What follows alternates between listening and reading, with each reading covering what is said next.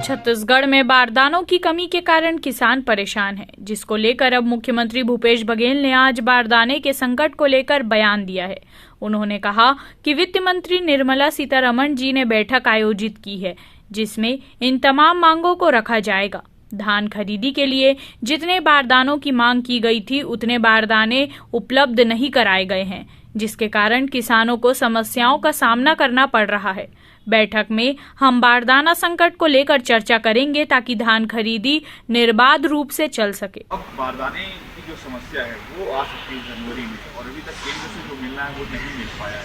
इसे कैसे निपटेंगे?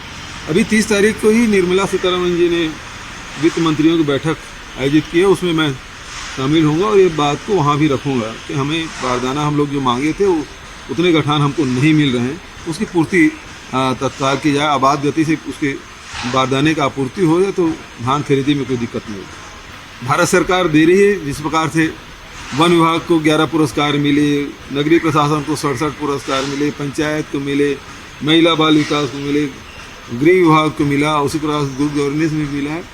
और निश्चित रूप से ये छत्तीसगढ़ की जनता का सम्मान है, जो पुरस्कार मिला है उनका पुरस्कार है।